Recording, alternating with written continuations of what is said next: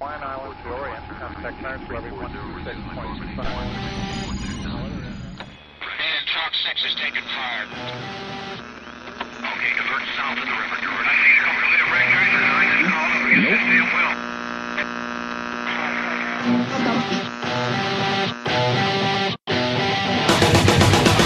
Since the dawn of the first age, by the elders it was foretold, a mighty pure that would rise when needed most. Their words would inspire enlightenment among the common. As it was prophesied, it has come to pass. Everybody has a podcast. I've started to have to wake up at 6:30 in the morning now because my hours of work have changed. It's great because I get an extra day off. I can still get my 40. So what's your schedule like now? Every week? Monday through Thursday, 7 a.m. to 5:30 p.m. So you have a 3-day weekend now? Every week. That's awesome. Billy, are you envious? Because I'm envious. Yeah, I'm extremely envious. Well, the only thing that gets me through like that extra hour and a half-ish that I have to pull, or 2 hours, is I go get McDonald's breakfast or get breakfast somewhere. It's like, fuck, I'm up too early. Like, there's no traffic. I can just grab whatever the fuck I want and go to work. Right. So what's your favorite chain of choice? There's like a little Mexican place here. It's like the El Taquito. Jalisco's? Yeah, maybe. They make really badass breakfast tacos for like $1. Nice. And anyways, they're super badass. But I went to McDonald's this time around. I felt like being a little bit classier. Right. So I went in, and goddamn Shalonda is fucking sitting there. She looks pissed off and tired. God damn it, Shalonda, get your shit together. Yeah. Well, it's 6 a.m. for Shalonda too, Clark. Yeah, I know. Well, so I walk up there and I'm like, hey, I'll take a bacon, egg, and cheese biscuit with hash browns and small coffee, please. And she's like, all right. Just Shalonda ain't up yet, man. Yeah, so she just like looks at me and like I hand her my money awkwardly and she like takes it and then she like doesn't give me my coffee. So I'm sitting around like waiting and like there's nobody else around. She's like sitting there like, looking at her fingernails and fucking everybody else is running around the back. There's not even a line at McDonald's yet, outside or inside. So it's just me pretty much. And like so I'm sitting there, it's been 30 fucking minutes. No way. No fucking food. No coffee. So in 30 minutes, you're telling me you did not speak up once because that doesn't sound like you at all. No, I did like the pissed off look around thing, but I'm late for work, and at this point I have an alibi, so I'm not that mad. So like I'm looking around, I'm like fuck. So anyways, I do finally speak up. I'm like, hey, can I get my food? I gotta go to work.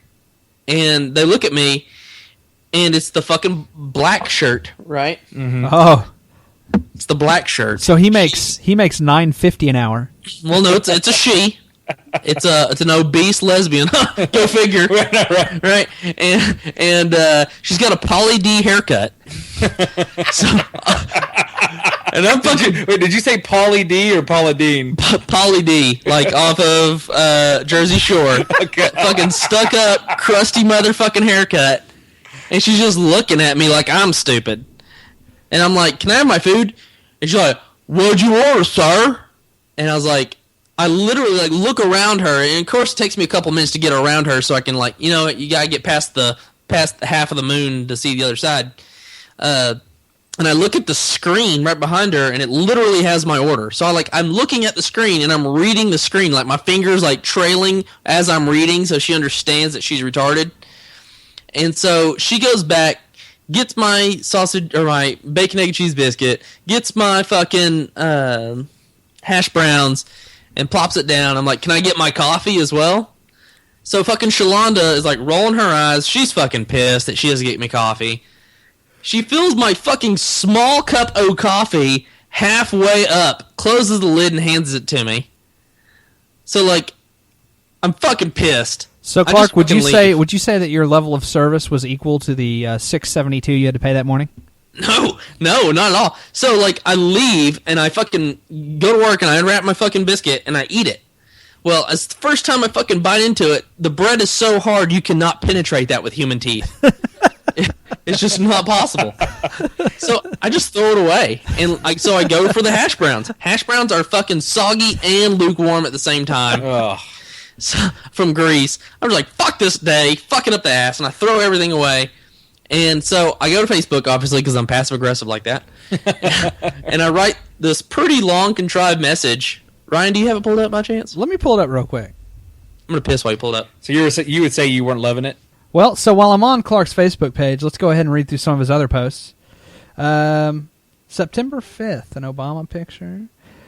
September 6th, slept in, eating toaster strudel while playing Rome 2 Total War. How's your work day going? Fuck you, Clark. Yeah, that one pissed me off. Yeah. Yeah. I was right in the middle of an Excel spreadsheet pivot table when I read that. I was pretty beat down. September 7th, the very next day, Clark wrote, considering how horrible my love life turns out on a consistent basis, I really love the band Chicago and really all love songs. This makes no sense, but damn it, I'll still rock it. Okay, now hold on. What are you doing? September 7th. September 7th, Clark also writes, looking back at some of my plots and schemes from the past make me believe I was torn from a Game of Thrones book. You know that's true, goddammit. Next day, Clark posted Another Day in Paradise by Phil Collins. And here we go, September 9th. Clark wrote, McDonald's, I really want to thank you for making my bacon, egg, and cheese biscuit completely dried out and nearly impossible to bite with human teeth. My hash browns were a perfect combination of soggy from Greece and lukewarm as well. You know just how I like my breakfast. Also, thanks for only filling up my medium coffee halfway with old stale coffee. We both know I shouldn't need a full cup of coffee. Why am I laughing so hard? It's funny. We both know I shouldn't need a full cup of coffee I paid for to wake me up in the morning. I'd also like to thank the management staff for having zero control over its employees and the entire crew as a whole for not knowing how to look at its ticketing system and having to ask me 3 times what I ordered as I looked behind them and read it off their screens. All in all, we both know your breakfast isn't the healthiest choice available. I'm just glad you also made it inedible as well, so I can stick to my diet. It's a public service. Yeah. So my friend, he's like, dude, what's your address? So I give my address randomly. Motherfucker goes on to the complaint site of McDonald's and fills out a complaint on my behalf. And what's worse is he took it to private message. He's like, man, rough experience at McDonald's, huh? I'm like, yeah, man. Probably the worst part really was it was just very unpleasant to look at the lesbian manager's Pauly D haircut. And so we laughed and it was over. Nigga fucking submitted all of that, including the lesbian part with the Pauly D haircut.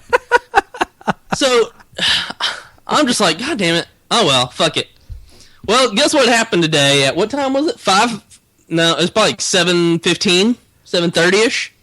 McDonald's calls me. And I don't know who the fuck it is. I answer. They're like, hey, this is the supervisor over at McDonald's. And it's a man, I think, unless it's lesbian, being crafty over the phone.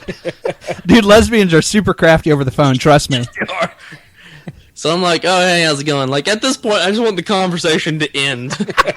But, like, he's super interested because, obviously, you don't get that average. Because he just copied and pasted my fucking Facebook status. So it was like, I had a really bad experience, and I expected more out of you guys. It was just super passive-aggressive and fucking shitty.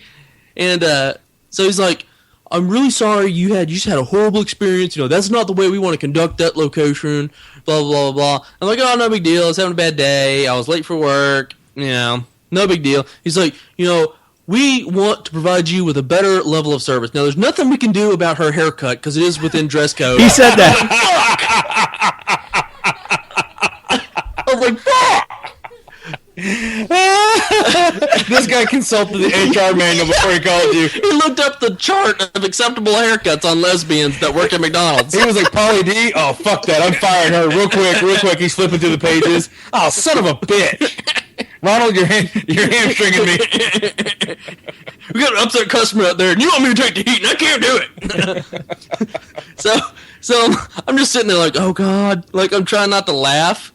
And I want to laugh so bad, but you can tell the guy hates his fucking job because he's not a supervisor at McDonald's. He makes $8.50 an hour to call people and say he's a supervisor at McDonald's. Yeah, and he makes hundreds of those calls a day. Yeah.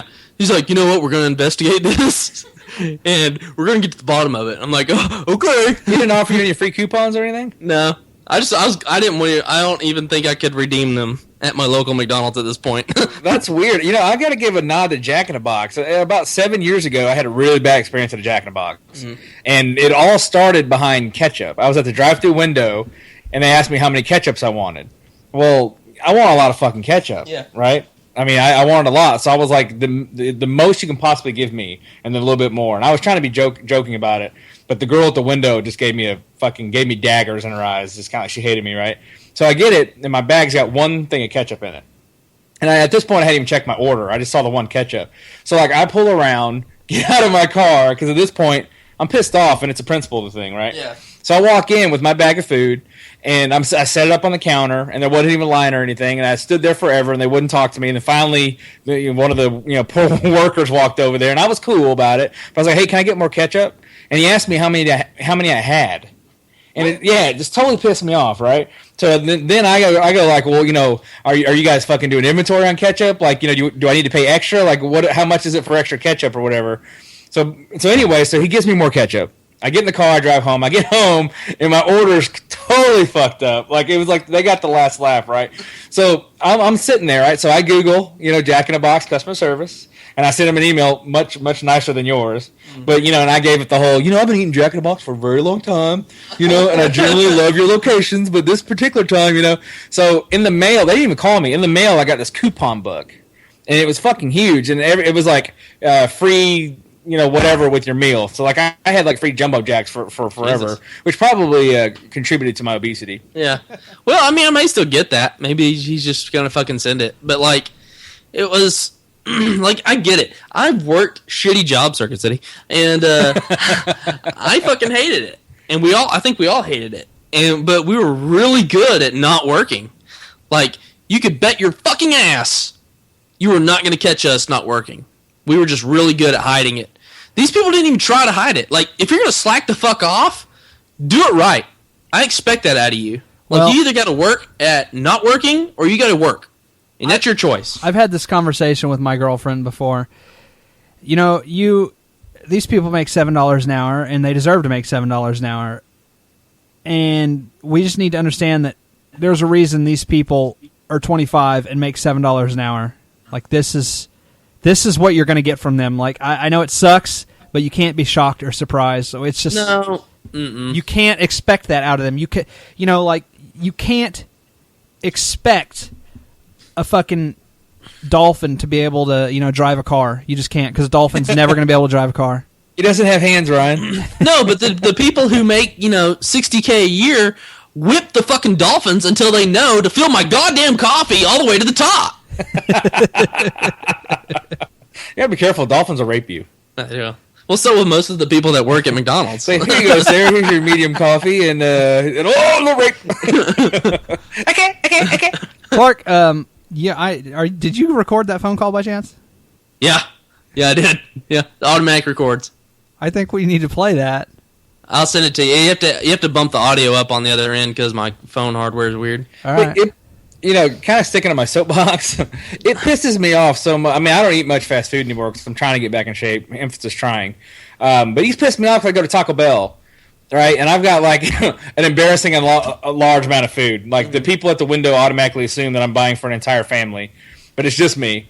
And I ask for, like, fire sauce. I like their fire sauce. And they'll give me, like, 3. I've got, like, 4 burritos and, like, a fucking nachos Bel Grande and all types of shit. Like, I understand they're trying to cut costs, but that's one of the reasons I like Whataburger so much. Because you go into that fucking Whataburger and they come by, and I think Jack in the Box does this too. They come by and they have this tray full of condiments. I'm a condiment guy, man. I don't know about you guys. What do you think, Ryan? Oh, I'd douse my entire body in ketchup every morning if I could, man. Yeah, especially the spicy ketchup. Oh, it's so good.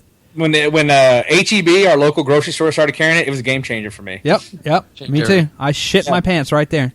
Well, the line I use to get the appropriate amount of condiments that I want is I say, "Can I get a disgusting amount of ketchup?" Like, you got to use the word disgusting amount, like, because at that point they're either like, "What the fuck?" or they're like laughing, and either way they'll just get you out of there. But fast food in general, like, I find myself more shocked when I have good service. Like, I don't ever have as bad a service as you had, Clark, or, I would do the exact same thing you did.